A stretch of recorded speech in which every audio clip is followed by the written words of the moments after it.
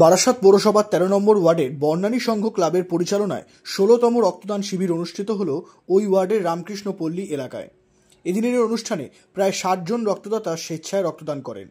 এই অনুষ্ঠানে উপস্থিত হন রাজ্যের খাদ্যমন্ত্রী রথীন ঘোষ, বারাসাতের বিধায়ক চিরঞ্জিত চক্রবর্তী, ভাইস চেয়ারম্যান তাপস দাশগুপ্ত, সংশ্লিষ্ট ওয়ার্ডের কাউন্সিলর ডাক্তার সুমিত কুমার সাহা, পুর পারিষদ সৌমেন আচার্য, কাউন্সিলর সমীর কুণ্ডু, স্বপ্না বসু সহ আরও বিশিষ্টজনেরা।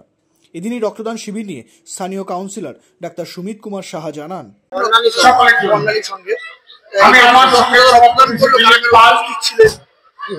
আজকে বর্ণালী সংঘ ক্লাবের ১৬তম বর্ষের রক্তদান শিবির।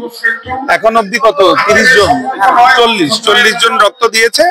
আমার ধারণা আমরা একটু দেরিতে শুরু করেছিলাম, সকালের দিকে বৃষ্টি ছিল, তার জন্য আমার ধারণা সংখ্যাটা ৬০ পেরিয়ে যাবে। ক্লাবের সদস্য যাজন আছে তাতে আরো বেশি হতে পারে।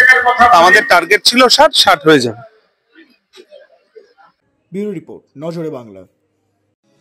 এয়ার ইনফ্রাস্ট্রাকচারের উদ্যোগে অহনা অ্যাপার্টমেন্ট বারাসাতের হৃদয়পুরে নৃপেন ঘোষ সরণিতে তৈরি হচ্ছে নতুন আবাসন প্রকল্প। থাকছে একগুচ্ছ বিশেষ সুবিধা, লিফট থেকে শুরু করে ডিপ টিউবওয়েল, এছাড়াও থাকছে সাউন্ড প্রুফ জেনারেটর এবং কার পার্কিং এর সুবিধাও। এখানে 2 এবং 3 BHK ফ্ল্যাট রয়েছে। এছাড়াও থাকছে আরো একগুচ্ছ বিশেষ সুবিধা।